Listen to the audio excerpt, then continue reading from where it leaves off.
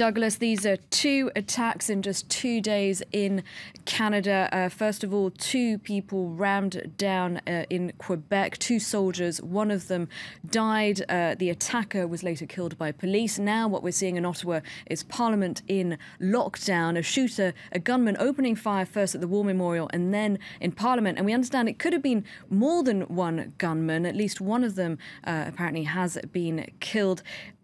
The city is in lockdown, and Ottawa, normally not much news comes out of Ottawa, but of course it is the Canadian capital, and Canada has been getting involved with the effort to combat the Islamic State group. Very much so. Now, obviously, you know, the temptation always is to start to try to speculate and to draw connections when it's perhaps premature to draw connections, but you're absolutely right in saying that there are certain dots that you could connect here.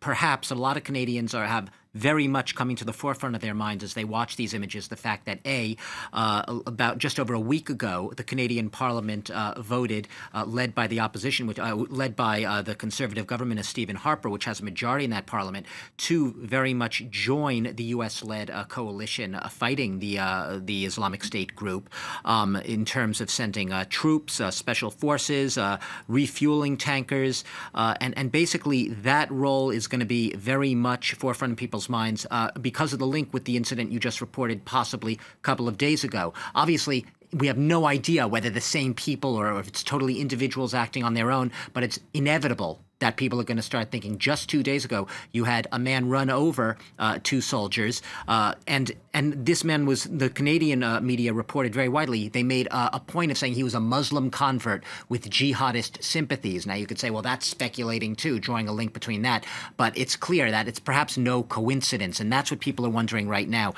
You've had one shooter. At first, it was thought that one shooter was involved. You even had early on, this has been all over Twitter, obviously, the second it started breaking, you had one or two MPs within the Parliament itself tweeting that they had believed that the shooter had been actually killed, that the shooter was deceased. Then it became very clear that this was still very much an ongoing story. Within minutes of that, you still saw police running around in front of the buildings, these government buildings in the center of Ottawa. And now Canadian television at this hour, CBC News, reporting that they believe that there's more, that there could be multiple, it could be, we don't have any firm verification involved. Thank you very much, Doug. And we can actually now speak to a journalist from CBC Television. That's Margot McDiarmid. Margot, could you tell us the latest? What's happening right now? We understand you've been reporting that at least one gunman, I'm afraid we've lost the connection there to Margot McDiarmid. She is opposite at Parliament, and she was telling us earlier that that part of the city was in lockdown, and her TV station has been reporting that one gunman was shot dead by police inside Parliament. Perhaps